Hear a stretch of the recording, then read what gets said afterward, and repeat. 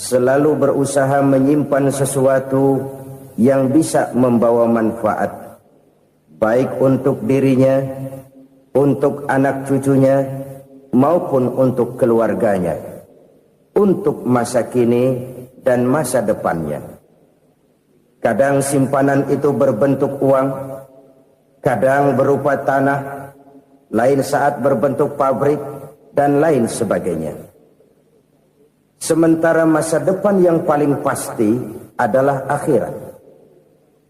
Jika untuk masa depan dunia kita rela memeras keringat, membanting tulang, pergi pagi dan pulang petang, menyimpan uang, menyimpan tanah, menyimpan pabrik, pernahkah kita merenung jika satu saat kiamat datang, kita dibangkitkan dari kubur masing-masing, berdiri di padang mahsyar untuk mempertanggungjawabkan seluruh kegiatan hidup kita di dunia ini, lalu kita akan menuju ke alam akhirat. Sudahkah kita mempunyai simpanan untuk akhirat kita? Pada pertemuan kali ini saya ingin menyampaikan sebuah hadis di mana Rasulullah sallallahu alaihi wasallam bersabda, "Arba'un min kanzil jannah." Simpanan sorga ada 4 macam. Yang pertama, ikhfa'us sadaqah, menyembunyikan sedekah. Saudara-saudara kaum muslimin, sebagaimana yang kita maklum bahwa Allah Subhanahu wa taala melebihkan sebagian rezeki dari kita terhadap yang lain. Ada yang kaya, ada yang setengah kaya, ada yang miskin, ada yang setengah miskin, dan selanjutnya. Ada yang gajinya kecil tapi penghasilannya gede. Ada yang penghasilannya gede tapi nggak punya gaji. Ada juga yang memang gajinya gede dan penghasilannya gede. Kelebihan rezeki merupakan sunnatullah dan tidak harus membuat kita merasa lebih dari yang lain. Bahkan sebaliknya, kelebihan itu harus membuat kita ringan tangan untuk menolong mereka yang memang memerlukan pertolongan. Kalau saudara diberikan ilmu, maka pertanyaan akhirat cuma satu: ilmumu kau amalkan untuk apa? Kalau saudara diberikan umur yang panjang, pengadilan akhirat juga bertanya satu: umurmu kau habiskan di mana? Tapi kalau saudara diberikan harta, pengadilan akhirat akan bertanya 2: hartamu kau dapat dari mana? Kau belanjakan kemana? Dari mananya ditanya, dan kemananya juga ditanya. Oleh karena kita akan dimintakan pertanggungan jawab, maka amanah yang bernama harta ini harus kita gunakan dengan sebaik-baiknya. Ada penggunaan yang merupakan kewajiban, itu zakat namanya. Ada penggunaan yang sewaktu-waktu, itu infak namanya. Ada yang lebih sewaktu-waktu lagi, dan itu sedekah namanya. Zakat dia terikat oleh haul dan nisab, oleh putaran batas waktu dan ukuran dari harta itu sendiri. Sedangkan infak terikat oleh situasi dan kondisi perekonomian seseorang. Sedangkan sedekah tidak terikat dengan apapun. Dalam kondisi seperti apapun kita bisa melakukan sedekah dengan yang terkecil sekalipun. Sampai-sampai Rasulullah sallallahu alaihi wasallam mengajarkan, la tahqiranna minal ma'rufi syai'an walau an talqa akhaka biwajhin talik. Atau ada hadis, tabassumuka fi wajhi akhika laka shadaqah. Senyumanmu kepada temanmu adalah sedekah. Jadi untuk melakukan sedekah tidak harus dalam berbentuk uang. Dengan ilmu kita bisa sedekah, dengan tenaga kita bisa bersedekah, dengan pikiran kita bisa bersedekah, bahkan senyum kepada teman itu pun sedekah. Jadi kalau sedekah dengan uang memang belum punya uang, nyengir aja banyakin. Itu asal pada tempatnya, jangan lalu ketemu tiang listrik cengengesan. Tentu tidak pada tempatnya dan tidak wajar. Nah, sedekah yang paling dicintai Allah adalah sedekah yang disembunyikan. Artinya, jauh dari sifat riya. Kan kadang-kadang ada orang sedekah itu disebutkan namanya. Apa tidak bagus? Kalau memang niatnya ikhlas, ya bagus-bagus saja. Untuk memberikan sugesti kepada yang lain. Si Fulan bin Fulan nyumbang sekian, diumumkan. Boleh kalau niatnya untuk memberikan rangsangan kepada yang lain supaya dia menyumbang lebih besar dari orang tadi. Tapi kalau itu mendatangkan riya, maka sedekah yang paling dicintai Allah adalah sedekah yang disembunyikan. Tangan kiri saja tidak tahu apa yang diberikan oleh tangan kanan. Sedekah yang dilakukan dengan ikhlas akan merupakan perbendaharaan surga, tersembunyi dari pandangan orang lain, tidak seorang pun tahu. Karena memang sikap yang baik adalah melupakan kebaikan dan mengingat kesalahan. Itu salah satu ciri orang bahagia. Orang yang selalu mengingat kesalahannya dan berusaha melupakan segala kebaikannya. Kalau dia akan ada kebaikan, dia tidak bisa ikut, dia merasa rugi karena dia merasa belum pernah berbuat baik.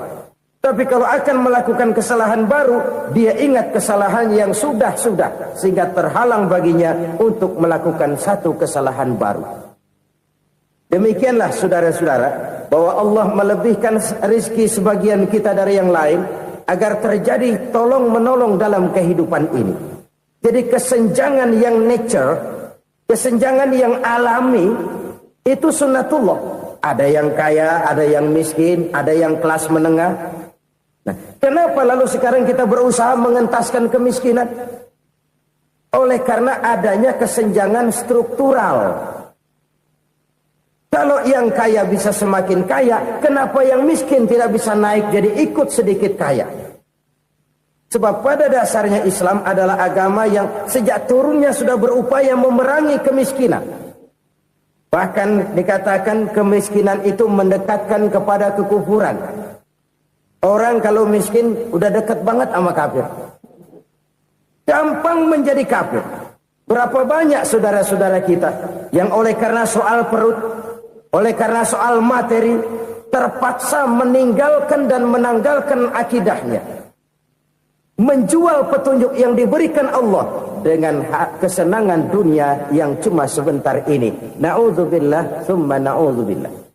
Jadi makin kita sembunyikan satu sedekah, semakin banyak perbendaharaan kita di surga. Sedekah yang paling dicintai Allah adalah sedekah yang disembunyikan. Malahan ada seorang sufi, dia punya kebiasaan kalau pergi sholat Jumat dia bawa uang, itu uang dia taruh di bawah tikar masjid. Dia niat sedekah kepada siapa saja yang nemuin itu duit. Maksudnya apa? Supaya yang nemuin nggak tahu siapa yang punya duit. Demikian dia saking ingin menyembunyikan sedekahnya. Karena sifat riya itu bisa memakan amal kita sendiri. Riya itu termasuk menyebut-nyebut kebaikan kita. Orang yang suka nepuk dada, sedikit-sedikit ngitungnya kalau nggak gua. Tuh kalau nggak gua tuh yang belah situ, kalau nggak gua. Iya kalau nggak lu kenapa emang? Orang yang suka menepuk jasad, tuh biasanya memang begitu saudara-saudara. Kalau perang lagi berkecamuk, orang nggak sempat ngaku jadi pahlawan. Tapi begitu perang selesai, yang kagak kenal bedil ngaku pahlawan, mas. Itu sesuatu yang biasa. Oleh karenanya, orang-orang yang ikhlas dalam bersedekah, disembunyikannya sedekah itu, Allah cinta betul. Malahan ada hadis memberikan jaminan, inna sedaqatal mar'il muslimi tazidu fil umri wa tadfa'u mitatas su'i. Sesungguhnya sedekahnya seorang mukmin tazidu fil umri, bisa menambah umur panjang. Wa tadfa'u mitatas su'i, dan menyelamatkan manusia dari mati secara su'ul khatimah. Jadi siapa yang kepengen panjang umur, banyaklah sedekah. Yang bosan hidup, pelit terus. Sedekah menambah panjang umur dan menyelamatkan manusia dari mati secara su'ul khatimah. Pak, katanya umur itu nggak bisa ditambah, nggak bisa dikurangin. Kapan? Kalau ajal sudah datang. Fa idza jaa ajaluhum la yastakhiruna sa'atan wa la yastakdimun. Kalau ajal datang tidak bisa dimajukan, tidak bisa dimundurkan. Itu kalau ajal sudah datang. Tidak bisa lagi umur ditambah dikurangi, sudah datang. Tapi kalau belum datang, itu kan haknya Allah. Mau ditambah, mau dikurangi, hak prerogatif Allah. Sebagai pencipta manusia, Allah Maha Kuasa dan Maha Mampu. Sedekah ini menambah panjang umur dan menyelamatkan manusia dari mati secara su'ul khatimah. Itu orang mati kan sama ya, kondisinya mati. Nggak nafas. Tapi hakikat mati kan lain-lain. Ada yang mati itu husnul khatimah, baik akhirnya. Misalnya lagi ngaji mati, lagi sholat mati, lagi sedekah mati. Ini yang dinamakan dengan husnul khatimah, baik di akhirnya. Sebaliknya ada yang su'ul khatimah, jelek di akhirnya. Ini yang jadi catatan akhir. Lagi nyekek botol, mampus. Lagi banting kartu, modar. Su'ul khatimah, jelek pada akhirnya. Sedekah menyelamatkan manusia dari mati secara su'ul khatimah. Dan kita semua kepengen mendapat husnul khatimah, jauh dari su'ul khatimah. Oleh sebab itu yang bisa menyelamatkan kita dari penyakit itu antara lain adalah sedekah yang disembunyikan, yang dikerjakan dengan ikhlas karena Allah, tidak karena kepengen dipuji orang, tidak karena ingin dikatakan orang pemurah. Sebab orang dermawan itu orang yang memberi tanpa harus diminta. Kalau masih harus diminta, ya belum dermawan namanya, masih harus diminta. Kalau nggak diminta ya tulus, lolos, polos. Saudara-saudara kaum muslimin rahimakumullah. Harta adalah amanat dan akan kita pertanggungjawabkan. Allah melebihkan rizki sebagian kita dari yang lain agar kita saling tolong menolong, bantu membantu. Nabi janjikan, siapa yang meringankan beban saudaranya muslim di dunia, Allah akan meringankan bebannya di akhirat nanti. Sebuah jaminan dari baginda Nabi. Si orang yang kita bantu barangkali tidak bisa membalas, Allah yang akan membalas lewat jalan lain yang tidak pernah kita sangka-sangka. Ada orang tanya, Pak, ini ada orang nyumbang masjid sambil marah-marah, bagaimana? Saya bilang sumbangannya aja ambil, marahnya jangan. Marahnya jangan diambil, itu urusan dia. Saudara-saudara kaum muslimin rahimakumullah. Umat Islam ini kan umat yang punya potensi besar. Kadang kita merenung, kenapa kadang-kadang pembangunan masjid kok lambat sekali? Kalau hotel hari ini peletakan pertama, bulan depan peresmian. Supermarket hari ini peletakan batu pertama, minggu depan peresmian. Tapi kalau sudah yang namanya masjid, kadang-kadang peletakan batu pertama sekaligus jadi batu terakhir. 3 tahun, 4 tahun, campur nebar jalak di jalanan, duit dijaring kayak ikan sepat. Apa tidak ada orang Islam yang kaya? Banyak. Apa tidak ada pengusaha muslim yang jadi konglomerat? Ada.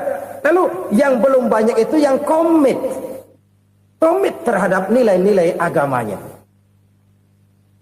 Akhirnya kita jatuh jadi umat yang lemah. Belum ada pengusaha konglomerat muslim buka pabrik supermi cap beduk misalnya umpamanya atau pabrik kecap cap sorban supaya identitas keislamannya sedikit kelihatan. Kita jatuh jadi umat yang lemah karena potensi tidak terinventarisir dengan baik. Kita ini ibarat kompor yang cuma matengin nasi orang lain.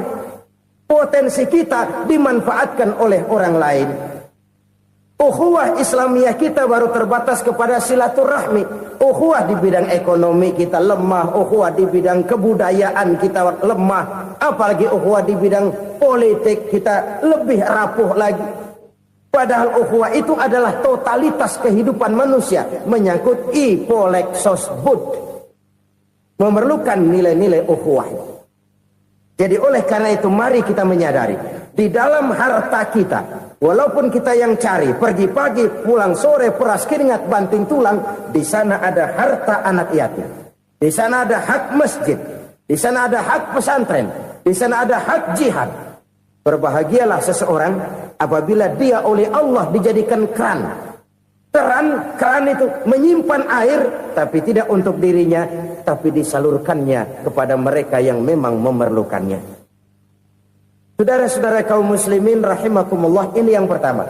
Jadi perbendaharaan surga adalah menyembunyikan sedekah. Orang lain nggak tahu, kita pun nggak pernah ngitung-ngitung. Kita anggap lewat begitu saja, padahal itu deposit akhirat. Satu. Yang kedua, perbendaharaan surga itu apa? Wa kitmanul musibah, menyembunyikan kesulitan. Kadang orang takut menghadapi kesulitan, tapi makin kita merenung, hidup ini kan sebenarnya urusan. Takut sama urusan, ya jangan hidup. Tandanya orang hidup itu kalau punya urusan. Urusan melupakan problem. Problem sering menimbulkan kesulitan. Kesulitan bukan untuk ditakuti, tapi untuk diatasi dan dicarikan jalan keluarnya. Siapa sih orangnya yang nggak pernah sulit-sulit? Makin tinggi status sosialnya, makin gede urusannya. Makin tinggi kualitas imannya, makin berat tingkat kesulitannya. Cuma memang yang namanya enak itu seperti pelangi. Biang lala itu nggak pernah di atas kepala kita, di atas kepala orang melulu. Lo sih enak lo, kata kita. Dia juga bilang, yang enak kan lo. Pelangi itu nggak pernah di atas kepala kita. Kata tukang beca, aduh enak ya naik Mercy. Kata tukang beca, apa yang di dalam mobil Mercy? Aduh enak bener tukang beca, di jok ngeringkuk ngorok pulas bener. Saya kamar pakai AC, sejuk, tempat tidur sutra, empuk, alga, spring bed, kulak kulik, nggak bisa pulas kalau belum minum Valium, belum tidur. Enak bener tukang beca, di jok ngorok nggak tahu wetan kulon. Si tukang beca bilang yang di Mercy enak, yang di Mercy bilang tukang beca enak. Inilah enak, nggak pernah di atas kepala kita, di atas kepala orang lain melulu enak itu. Nah, saudara-saudara, yang merupakan perbendaharaan surga itu orang yang bisa menyembunyikan kesulitan, baik pribadi ataupun rumah tangga. Nih terutama rumah tangga yang jadi soalnya. Kadang-kadang kita ini kalau senang, sebaliknya kalau senang kita diam, kalem aja, cuek. Banyak banget duit kita bawaan, diam aja udah. Malah ketemu orang takut. Tapi begitu susah, sekampung tahu. Padahal Nabi mengajarkan perbendaharaan surga itu menyembunyikan musibah, menyembunyikan kesulitan. Kalau enak, cerita sama orang-orang. Kalau nggak enak, rasain sendiri, tekan sendiri, atasin sendiri. Kita kan sebaliknya, tenang kita diam, asal lagi susah, paling tidak kita nyari teman buat cerita kesusahan. Siapa orangnya yang nggak pernah susah? Cuma soalnya bagaimana kita mengatasi kesusahan itu sendiri. Begitu juga misalnya kalau orang sudah berumah tangga, itu orang tuanya harus menjadi tempat dia cerita yang enak-enak saja. Yang nggak enak rasain berdua, selesaikan berdua, atasin berdua. Jangan dibalik. Asal senang diam, giliran susah saja. Maknya laporan. Terbalik. Bisa menjaga security informasi. Maka nama bayam keluar diem, malah seluitan. Enak amat lo makan daging ayam. Security informasi. Saudara-saudara kaum muslimin rahimakumullah. Ujian yang terberat itu yang pernah diberikan kepada para nabi, para rasul, para aulia, para ulama. Makin tinggi keimanan, makin berat bentuk kesulitan. Ayo saya kemukakan satu contoh saja. Ada seorang nabi yang kaya, nabi kaya, namanya Nabi Ayub. Iblis kalau orang begini kan keki, ibadahnya rajin, kaya. Nih yang kayak begini susah digodain. Kalau ibadahnya rajin, miskin, kali bisa disogok. Sini imannya mantap, ibadahnya rajin, kaya, nabi lagi. Tapi namanya iblis, nggak kurang akal. Laporan, Tuhan, kenapa Les? Ya ini bahasa saya, bahasa Qur'annya sih nggak gitu. Itu hambamu yang namanya Ayub, dia rajin ibadah cuma karena dikasih kaya aja. Coba kasih miskin dia, berhenti dia sembahyang. Ah, kamu bisa aja. Saya tahu Ayub itu hambaku yang ikhlas. Saya buktiin Tuhan, silahkan. Dibuktiin lah, iblis turun ke alam ini. Yang mula-mula dia lakukan, dia rusak sawah ladang Nabi Ayub. Dia binasakan binatang ternak Nabi Ayub. Sehingga dalam waktu singkat, jatuhlah Nabi Ayub dari orang paling kaya, jadi orang paling miskin. Beliau masih ibadah di mihrab dalam masjid. Datang iblis. Saudara Ayub, ya. Lagi ngapain? Ibadah. Nyembah Allah, nyembah Allah. Oh, percuma. Kenapa? Tuhan yang ente sembah nih, dia udah bikin miskin ente. Sawah ladang ente hancur lebur, binatang ternak binasa. Sekarang ente jadi orang paling miskin. Ngapain nyembah Tuhan kayak begitu? Tekor. Udah berhenti dah ibadah, berhenti ibadah. Ini iblis sama Tuhan laporannya lain, yang dikerjakan kepada Nabi Ayub juga lain. Benar begitu iblis, kata Nabi Ayub. Iya, sawah ladang saya habis, buras. Binatang ternak saya binasa, binasa. Saya miskin, bangpak. Apa jawab Nabi Ayub? Bukan innalillahi, ya, ini hebat.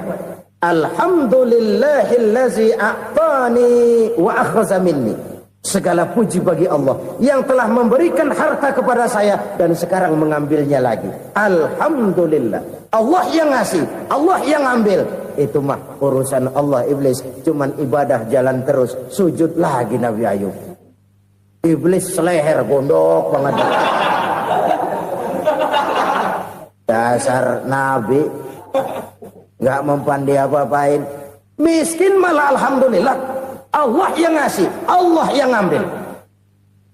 Jadi kalau kita tidak komit, kita tidak terikat kepada kaya, miskin, senang, susah, apa yang bisa bikin kita susah? Jadikan kekayaan, kemiskinan, jadikan senang, susah sebagai anak buah yang bisa kita atur. Jangan kekayaan ngatur kita, jangan kemiskinan ngatur kita. Kita yang harus mengatur mereka. Senang, susah, kaya, miskin, bahagia, sengsara, jadikan itu anak buah yang bisa kita atur. Kalau sekarang kita kaya, lain saat boleh jadi kita miskin, semiskin-miskinnya. Allah yang ngasih, Allah yang ambil. Tenaga mana yang bisa menghalangi?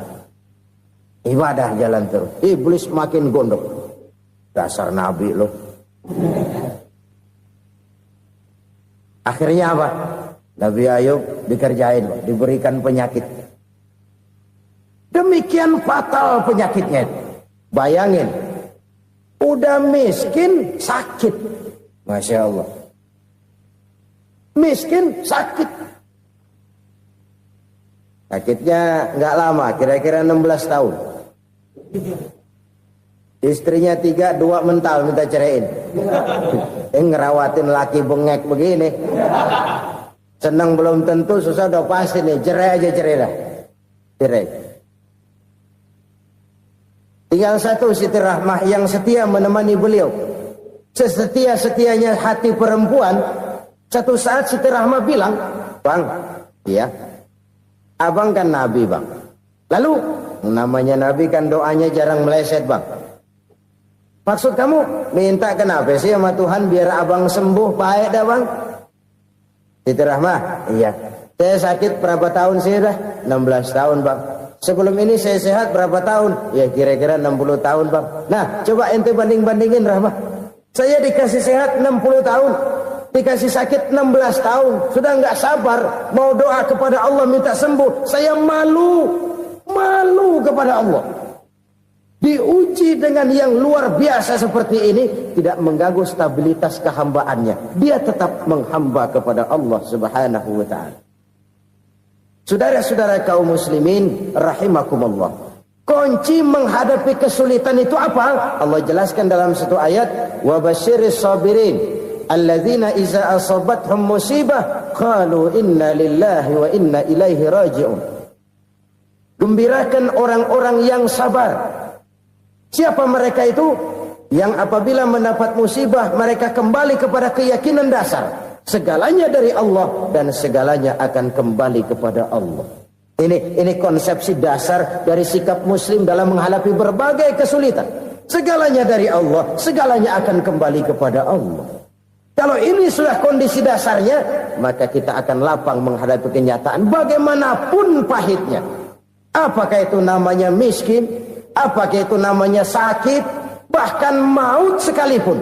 Maut sekalipun. Segalanya dari Allah, segalanya akan kembali kepada Allah. Ini sikap hidup, bukan sekedar ucapan. Kita kadang-kadang menjadikannya sebagai ucapan. Mulutnya sehingga berhenti, innalillahi wa inna ilaihi rajiun, tapi nangisnya terus gerung-gerungan. Bukan itu, ini kesadaran moral. Kalau segalanya dari Allah, segalanya kembali kepada Allah, kan sebenarnya cuma nunggu giliran. Hari ini saya nyembayangin dia, entah hari apa saya disembayangin orang. Hari ini saya antar dia ke kubur, entah hari apa orang nganterin saya ke kubur. Hari ini saya tahlilkan dia, entah nanti kapan orang tahlilkan saya. Segalanya dari Allah, segalanya akan kembali juga kepada Allah. Oleh sebab itu saudara-saudara, kesulitan bukan untuk ditakuti. Kesulitan justru untuk diatasi, dicarikan jalan keluarnya. Dan tidak ada orang yang tidak pernah mendapat kesulitan. Tidak ada. Semakin tinggi status sosial, semakin tinggi kualitas keimanan, semakin besar juga tingkat kesulitan. Hanya saja bagaimana cara kita mengatasinya. Dan Al-Quran menyatakan, inna ma'al usri yusra. Di balik kesulitan itu pasti ada kemudahan. Roda itu berputar. Karena itu Rasulullah sallallahu alaihi wasallam mengingatkan kepada kita, ta'arraf ilallahi fir raha ya'rifka fis syiddah. Ingatlah kepada Allah di waktu kamu senang, supaya Allah ingat kepada kamu di waktu kamu susah. Kalau waktu senang kita ingat kepada Allah, kita susah, Allah tidak akan meninggalkan kita. Tapi kalau waktu senang kita jauh dari Allah, sujud tidak sempat, dengan masjid jauh, ketika senang kita lupakan Allah. Nanti begitu kita susah, Allah lupakan kita. Dan itu menyakitkan. Oleh karena itu orang-orang tua kita dulu bilang, kalau lagi sehat ingat-ingat lu bakal sakit nanti. Kalau lagi kaya ingat-ingat satu saat kita bakal jatuh miskin. Bahkan kalau lagi muda ingat-ingat kita bakal tua. Dan yang terpenting kalau lagi hidup ingat-ingat kita bakal mati. Saudara-saudara kaum muslimin rahimakumullah. Jadi yang kedua yang merupakan perbendaharaan surga, menyembunyikan musibah. Saudara-saudara kaum muslimin rahimakumullah. Hal ketiga yang merupakan perbendaharaan surga adalah wasilatur rahmi. Orang yang suka bersilaturahmi. Sebagaimana yang kita maklum bahwa manusia adalah makhluk yang disebut zon politika. Makhluk sosial yang tidak mungkin hidup sendiri-sendiri. Betapa dan siapapun kita memerlukan orang lain. Bodoh betul manusia kalau tinggal di tengah masyarakat tapi tidak mau bermasyarakat. Merasa hebat sendiri, pinter sendiri, gagah sendiri, kaya sendiri. Mungkin kalau mati juga ngubur sendiri. Jangankan kita di sini, di sorga saja Nabi Adam waktu sendirian bengong melulu, mondar mandir. Allah tegur dam sepi dam. Jadi ini kalau bahasa saya, iya Tuhan sepi ini nggak ada coret-coretan pisan ini. Diciptakan Siti Hawa baru anteng Nabi Adam. Itu di surga. Cobalah. Umpamanya saudara tinggal di Jakarta nih. Kayak bener. Apaan aja di Jakarta punya saudara dah. Jembatan Semanggi ambil. Monas, Buntel bawa pulang. Hotel-hotel ambil semua. Cuman tinggal di Jakarta sendirian, apa enaknya? Betapa dan siapapun kita perlu orang lain.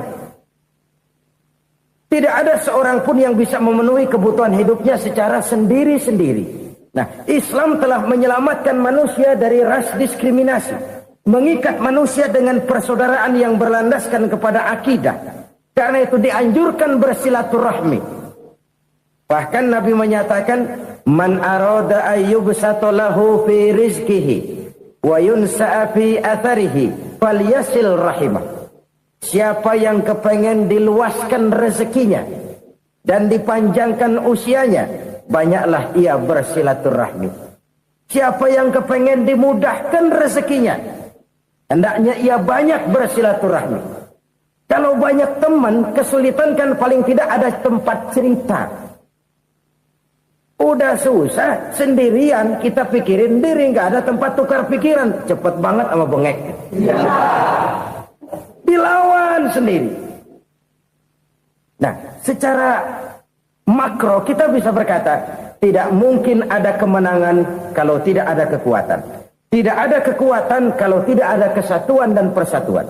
Tidak mungkin ada kesatuan dan persatuan tanpa semangat silaturahmi. Kalau umat Islam mau menang, dia harus kuat. Kalau umat Islam mau kuat, dia harus bersatu. Kalau umat Islam mau bersatu, dia harus membudayakan silaturahmi ini. Bahkan sampai-sampai kata Nabi, kalau bisa cari nilai tambah. Apa? Silman qata'ak.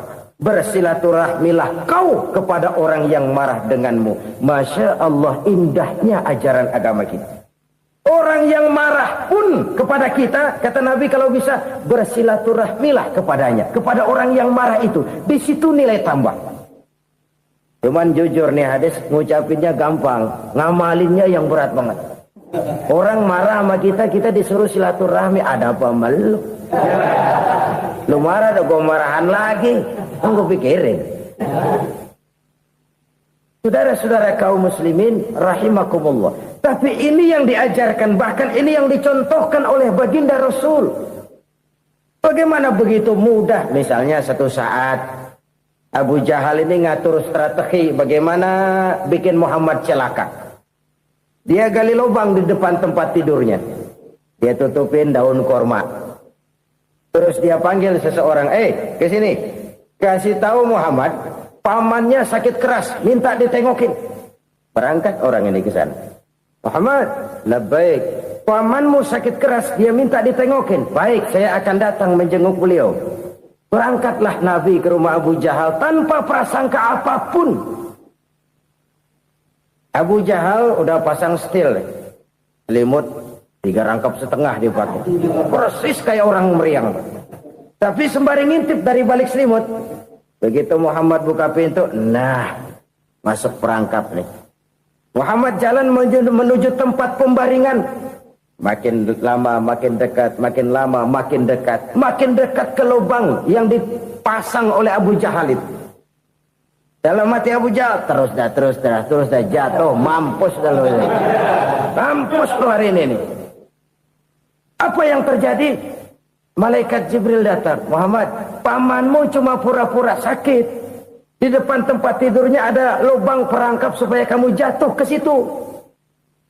Sudah, kamu pulang. Balik kanan Nabi. Sudah hampir jatuh ke lubang, balik kanan, pulang. Bayangin kecewanya Abu Jahal. Muhammad dikit lagi, Muhammad dikit lagi. Enggak paman, saya pulang aja. Emosi bangun dari tempat tidur, enggak sadar kalau lagi pura-pura sakit. Lompat ngejar Nabi, dia lupa dengan lubang yang dia gali. Serak, nyemplung sendiri ke dalam lubang.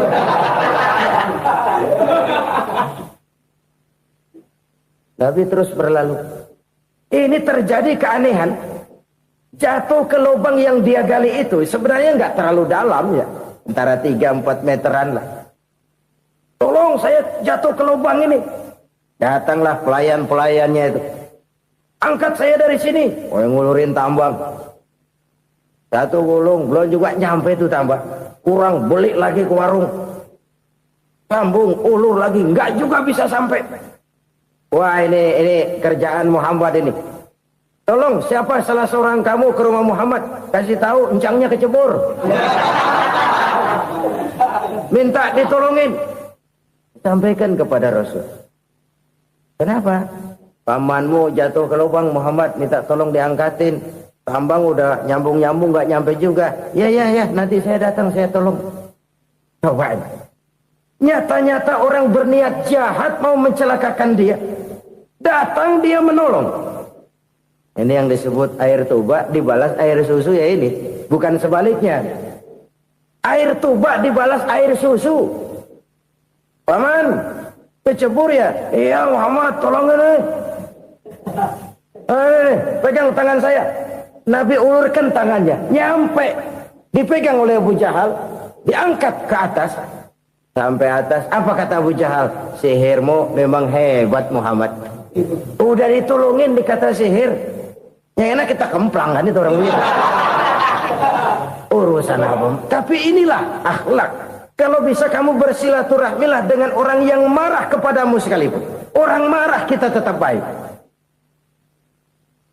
So, kalau kita berbuat baik sama orang yang memang baik, rasanya sih biasa-biasa aja. Orang baik kita baik lagi, ya draw aja, belum ada nilai tambah di situ. Baru ada nilai tambah kalau kita bisa berbuat baik kepada orang yang nyakitin kita. Itu namanya kita setingkat di atas dia. Dia sakitin kita, kita berbuat baik sama dia. Dia pelit sama kita, kita baik sama dia. Dia marahin kita, kita deketin dia. Di situ kita punya nilai tambah. Jadi siapa yang ingin diluaskan rezekinya kata Nabi dan dipanjangkan umurnya, hendaklah ia banyak-banyak bersilaturahmi. Sederhana sebenarnya silaturahmi, tapi silaturahmi membangkitkan semangat kesatuan dan persatuan. Kesatuan dan persatuan melahirkan kekuatan. Dalam matematika 1 ditambah 1 pasti 2.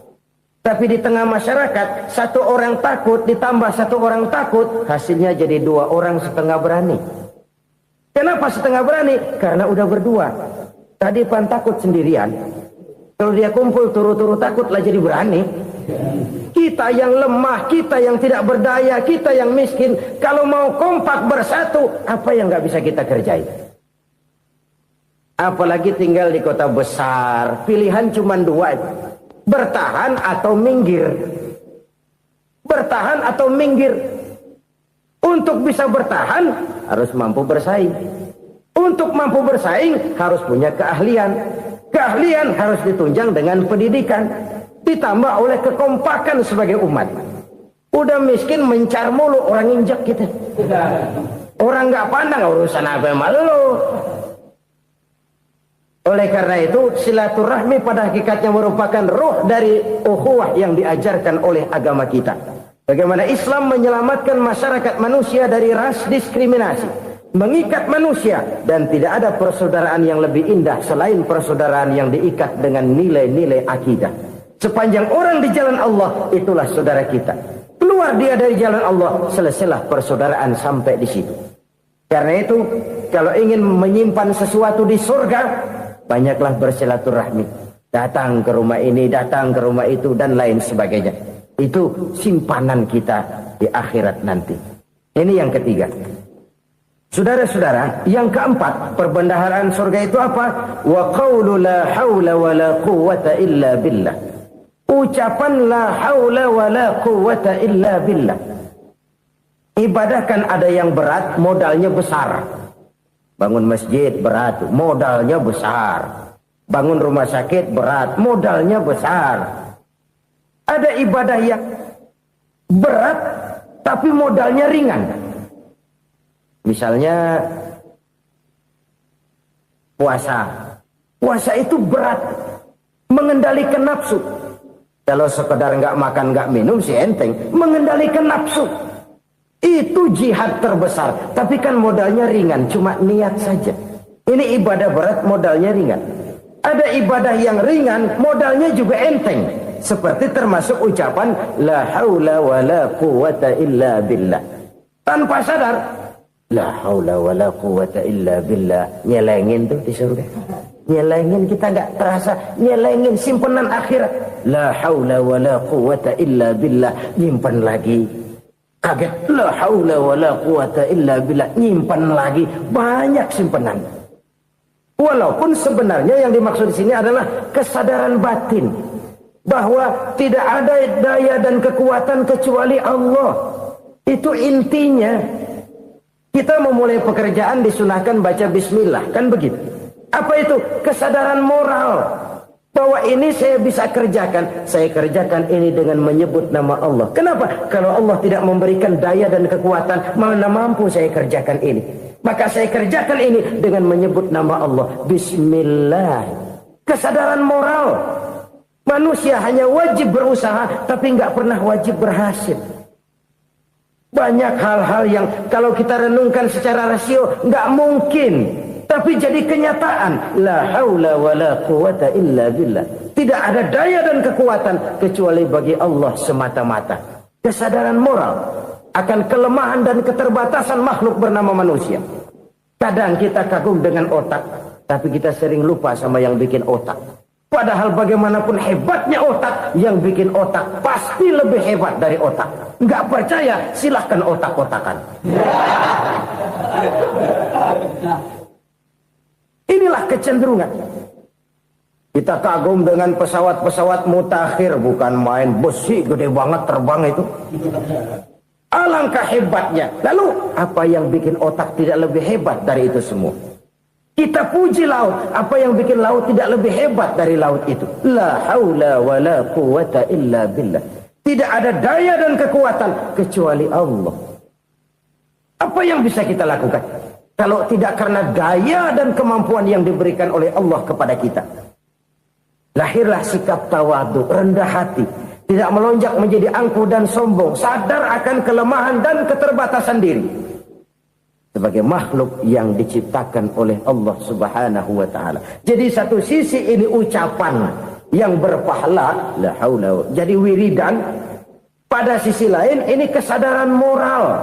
Sikap mental, kesadaran batin, bahwa yang punya daya dan kekuatan itu cuma Allah.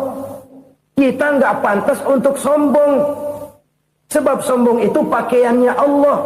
Kita nggak sedang pakai pakaian Allah, kegedean. Dan makin kita renungi, makin terbentur. Apa sih yang bisa kita sombongin? Kita mau sombong apa? Kaya? Pintar, itu kan semua relatif. Di atas langit masih ada langit lagi. Jadi oleh karenanya, marilah kita menyadari. Manusia hanya wajib berusaha, tapi tidak pernah wajib berhasil. Yang berusaha saja tidak wajib berhasil, apalagi yang tidak berusaha. Islam bukan agama orang pemalas yang selesai sholat lalu enggelohom, enggelenggem ayem-ayem. Tapi Islam bukan agama orang sombong yang setelah berusaha lalu tidak memerlukan Allah. Kita bisa saja bikin proyeksi, tahun sekian kita bakal panen besar menurut perhitungan otak. Tapi ada kejadian lain. Apa? Tikus ngambek. Habis itu dimakanin tikus, panen gagal. Proyeksi rasional gagal oleh tikus-tikus yang ngambek itu. Bisa saja terjadi. Tahun depan kita panen besar, urung. Kenapa? Musim panas panjang. Dan sekarang ini koran-koran bikin berita musim mengalami penyelewengan. Bukan cuma manusia yang nyeleweng sekarang. Musim pakai nyeleweng. Mestinya kan musim hujan udah selesai, masih hujan-hujan juga. Musim. Nah sekarang kita boleh bikin proyeksi, kita bakal panen besar. Tahu-tahu musim panas panjang, sawah retak, air kering. Cari teknokrat yang paling botak, suruh pendekin tuh musim panas. La haula wa la quwata illa billah. Inilah kesadaran moral. Saudara, saya teringat satu saat ada seorang konglomerat. Umurnya ya kira-kira 70-an. Suatu saat dia ditanya oleh wartawan, Pak, umur Bapak berapa sih? Ya paling 10 tahun. 10 tahun? 10 tahun? Anak Bapak berapa orang? Satu saja? Satu. Harta Bapak berapa? Ya paling-paling bangsa 7 juta kali. 7 juta? Iya. Pak, kenapa Bapak bohongi saya? Bapak punya buku biografi. Koran-koran, majalah-majalah banyak memuat cerita riwayat hidup Bapak. Saya tahu umur Bapak 70. Kenapa bilang cuma 7 tahun? Saya tahu anak Bapak 8. Kenapa cuma bilang 1? Saya tahu harta bapak miliaran, mungkin triliunan, pabrik di mana-mana, bank di mana-mana. Kenapa bilang uang bapak cuma 7 juta? Nah, kata si konglomerat tadi, kamu benar nak, kamu benar. Umur saya kalau jumlahnya memang 70 nak. Cuman ingat-ingat saya, baru 7 tahun terakhir ini saya sujud. Baru 7 tahun terakhir ini saya berusaha dekat dengan Allah. Saya laksanakan perintahnya, saya jauhi larangannya. 7 tahun inilah rasanya yang ada nilainya di hadapan Allah. Yang 63 tahun matong, kelabu, kelem umur gue. Habis untuk maksiat, untuk munkarat. Maka ketika ditanya tadi, umur saya 7 tahun itu. Oh begitu Pak. Oh iya. Lalu anak Pak. Anak bapak kan 8. Kenapa bilang cuma 1? Nah, kalau jumlah hitungannya memang anak saya 8. Tapi dari 8 orang ini rasanya cuma 1 nih. Yang bakal jadi buah hati, belahan jantung. Pelanjut cerita, penerus sejarah. Bakal jadi anak soleh yang akan mendoakan saya. Cuma 1 rasanya anak saya nih yang bakal jadi buah hati saya. Besar-besaran saya. Yang akan mendoakan di kubur saya. Yang akan mendoakan di akhirat saya. Yang 7 orang mana? Masya Allah, yang atu tenggeng, yang atu nyekek botol mulu, yang atu nggak karu-karuan. Makanya saya bilang 1 anak saya yang akan bisa mendoakan saya. Oh begitu Pak. Iya. Nah harta Pak, harta bapak kan triliunan, pabrik bapak di mana-mana, uang bapak hampir di tiap bank-bank besar. Kenapa bilang cuma 7 juta? Betul kau nak. Harta saya kalau jumlahnya memang miliaran, triliunan mungkin. Tapi yang saya ingat baru 7 juta tuh yang saya belanjakan di jalan Allah. Saya nyumbang masjid, saya santuni yatim piatu, saya bantu pembangunan pesantren, saya bantu pembangunan rumah sakit Islam. Itu yang akan saya bawa pulang ke akhirat, yang 7 juta itu. Yang triliunan itu nanti akan diperebutkan oleh anak-anak saya sebagai waris saya. Jadi harta saya 7 juta itu yang bakal nemenin saya di akhirat. Yang akan saya bawa pulang jadi teman saya. Saudara-saudara kaum muslimin, jangan-jangan orang tua itu adalah kita-kita ini. Jangan-jangan kita-kita ini adalah orang tua itu. Jangan-jangan itu potret dari diri kita masing-masing. Dari sekian umur yang diberikan Allah, berapa tahun yang ada nilainya di hadapan Allah? Dari sekian anak-anak yang merupakan amanah, berapa yang akan mendoakan kita sebagai orang tuanya menjadi anak soleh? Dari sekian banyak harta yang diberikan Allah, berapa yang akan kita bawa pulang menghadapnya nanti, yang kita belanjakan di jalan Allah? Ini sebuah potret kehidupan. Karena itu kita kembali kepada la haula wa la quwata illa billah. Kita wajib berusaha, kita wajib berikhtiar. Selebihnya, segala daya dan kekuatan hanya milik Allah saja semata-mata. Satu kesadaran batin dari setiap pribadi muslim. Setelah ia berusaha dan berikhtiar, ia menyerahkannya kepada Allah Subhanahu wa ta'ala. Jadi, satu sisi ini merupakan wiridan ucapan yang mengandung pahala. Pada sisi lain, ini merupakan sikap batin dari seorang muslim di dalam ia menghadapi realitas kehidupan ini. Saudara-saudara kaum muslimin, rahimakumullah.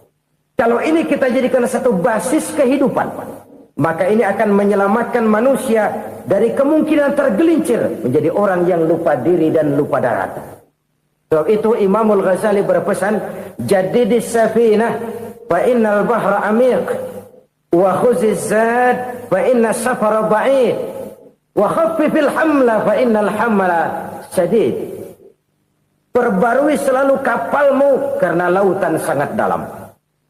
Bawa bekal yang banyak karena perjalanan ini sangat jauh. Ringankan beban karena kebanyakan beban akan menyakitkan. Alangkah indah kalimat ini, alangkah dalam makna yang terkandung di sana. Perbarui selalu kapalmu karena lautan sangat dalam.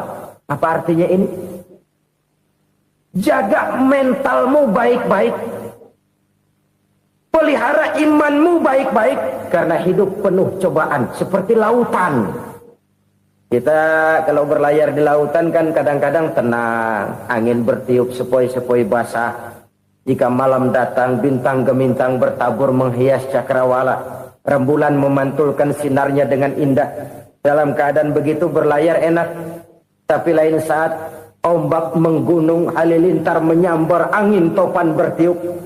Berapa banyak sudah saudara-saudara kita yang tenggelam di lautan dunia tanpa sadar bahwa dia belum sampai kepada pantai yang akan dituju. Berapa banyak sudah saudara-saudara kita yang tenggelam di lautan dunia ini tanpa sempat bangkit lagi. Dia menyangka sudah sampai kepada tujuannya.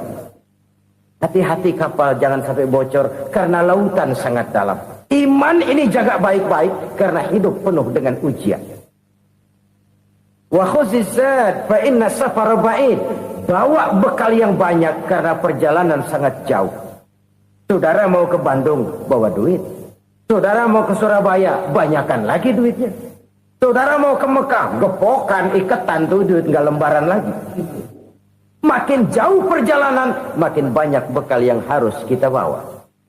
Kalau saudara dari Jakarta mau ke Surabaya, kagak bawa duit berangkat juga, itu sih bukan berani namanya, nekat. Sampai Surabaya belum tentu, sengsara di jalan udah pasti. Kenapa? Nggak bawa bekal berangkat. Sama juga kita nih, misalnya belum sempat sembahyang, mati. Waduh, berani banget orang. Belum punya bekal, mati. Sengsara di jalan. Atau bekal tidak cukup. Dari Jakarta saudara mau ke Surabaya, bawa duit 500 perak. Paling jauh Cikampek nyampenya itu. Paling jauh itu. Antara jauhnya perjalanan dengan bekal yang saudara bawa tidak seimbang. Hidup ini perjalanan panjang. A walking tour. Dimulai dari alam arwah. Sebelum jasad diciptakan, roh diciptakan lebih dulu. Dari situ pindah ke alam rahim.